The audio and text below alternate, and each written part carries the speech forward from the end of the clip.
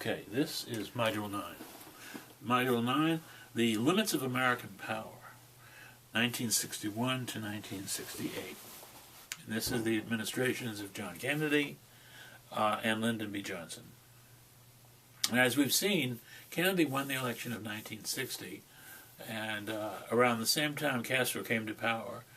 And Kennedy attempted first to eliminate Castro by using American exiles. Cuban exiles in Miami, that is, and that didn't work. And throughout his administration, Kennedy really tried to manipulate leaders, and one of the things that Kennedy did, of course, was to establish, as I said before, Kennedy really felt that the real battleground in the Cold War was going to be the Afro-Asian countries, the so-called Third World. And so he established the Alliance for Progress, which was a foreign aid and aid development program for Latin America. And large amounts of money were spent on various forms of aid and development. But the Alliance for Progress, of course, did very little, if anything at all, nothing at all, really, to change the basic socioeconomic structure in Latin America.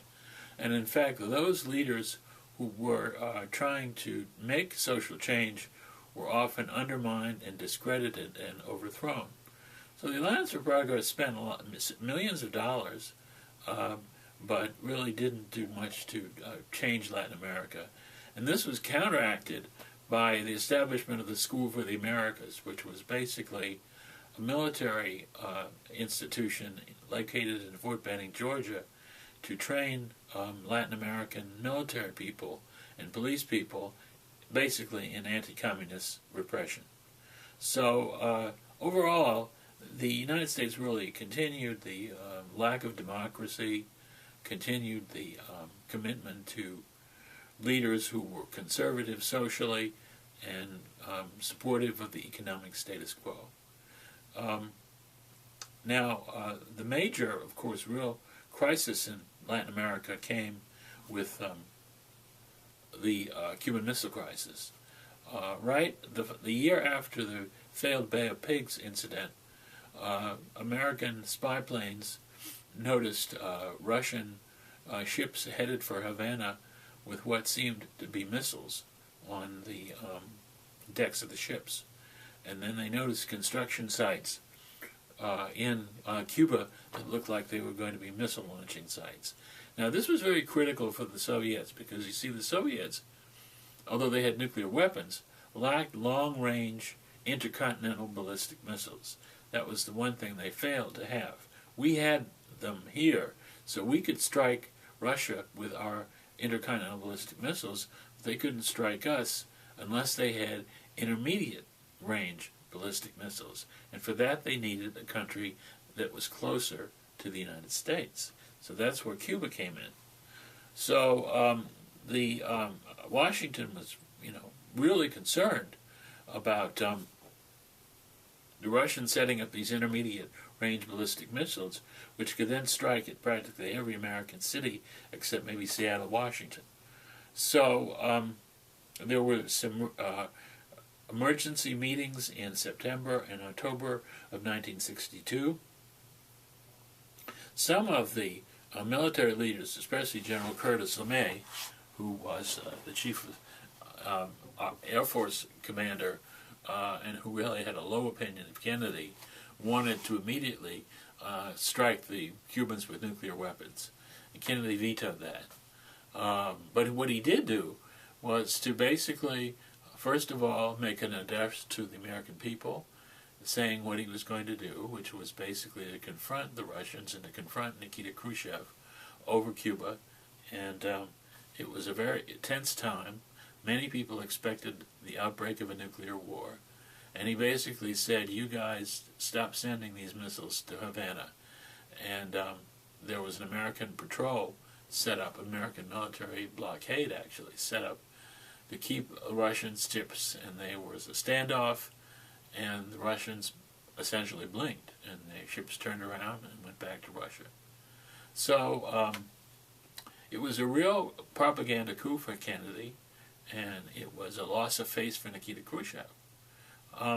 Meanwhile, also in Latin America, Kennedy let it be known that he disapproved of a leftist president who was elected in the Dominican Republic, Juan Bush, and after the American expression of disapproval, Bush was overthrown.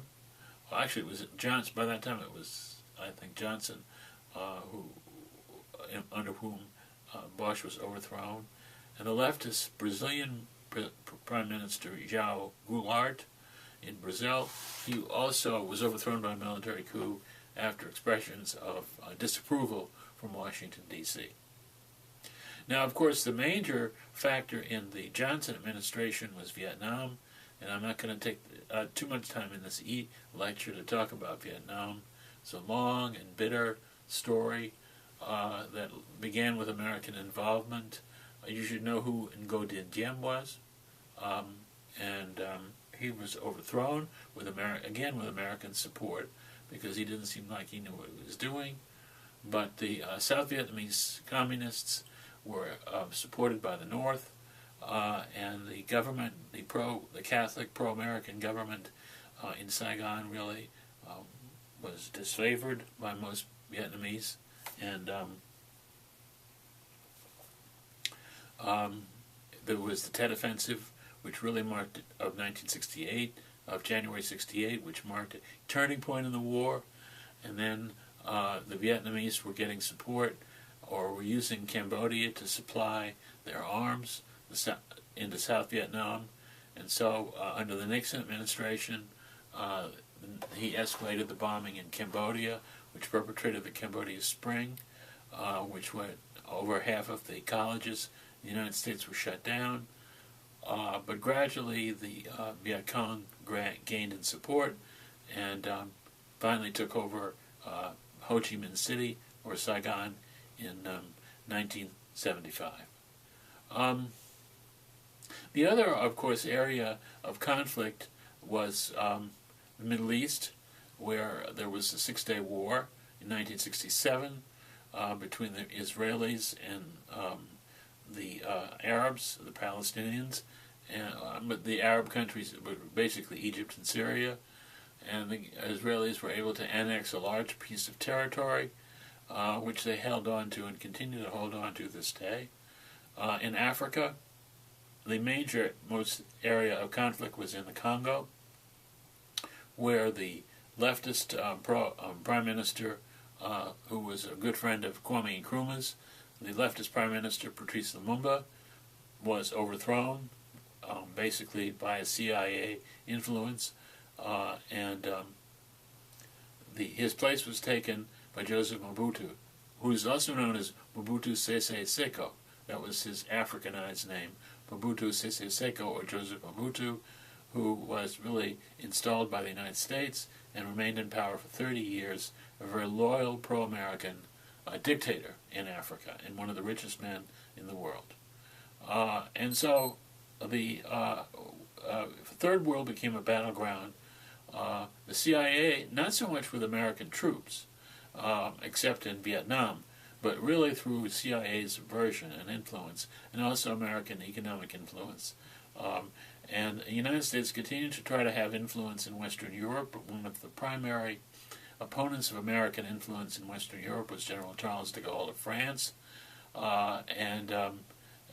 Nevertheless, of course, trade and investment between the USA and Europe remained at a very high level.